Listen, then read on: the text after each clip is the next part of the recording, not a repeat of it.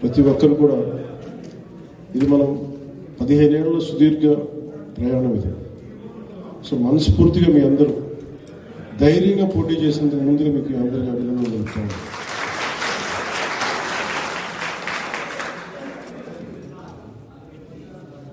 నాకు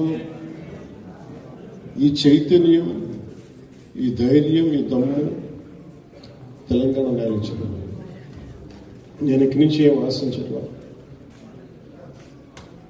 మన వంతు మన నేల, మన దేశం, మన తెలంగాణ, మన తెలుగు నేల.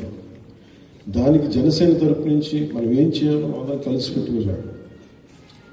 మనకి వ్యక్తిగతంగా ఎవరు శత్రువులు ఉంటాయి కానీ పాలసీ పరంగా విభేదాలు ఉంటాయి తప్ప శత్రువులు ఎవరు పాలసీ పరంగానే విభేదాలు ఉన్నాయి. ఇంతకుమించి బెటర్ పాలసీ చేయొచ్చు, ఇట్లా చేయొచ్చు. అదే నేను నడిపిస్తా చూపించాను. ఇప్పుడు మీరు కూడా అదే బాటలో నడవాలని మనస్ఫూర్తిగా.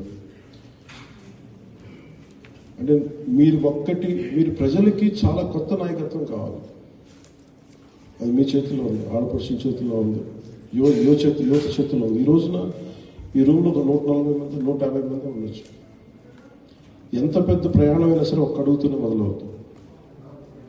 ఈ రోజున మనం చాలా దివ్యక్షేత్రాన్ని కొండగట్లో పునర్జన్మనిచ్చిన నాకు కొండగట్లో మొదలు పెడుతుంది. అందరికీ మనస్ఫూర్తిగా స్వామివారు అందరూ హనుమాన్జీ తరఫున మన హనుమాన్జీ ఆశీస్సులు మీ అందరికీ ఉండాలి. భవిష్యత్తులో మీరు మరింత ఉన్నత స్థానానికి వెళ్ళాలి. పోటీ చేయడం, గెలుపోవడం మన చేతిలో లేదు. పోటీ చేయడం అంటే మన చేతిలో ఉంది. పోరాటం చేసే సత్తా మన చేతిలో ఉంది. మీ పేరేంటమ్మా? నరసింహ. ఏ పంచాయతీ? మట్కల్ నారాయణ ఖేడా.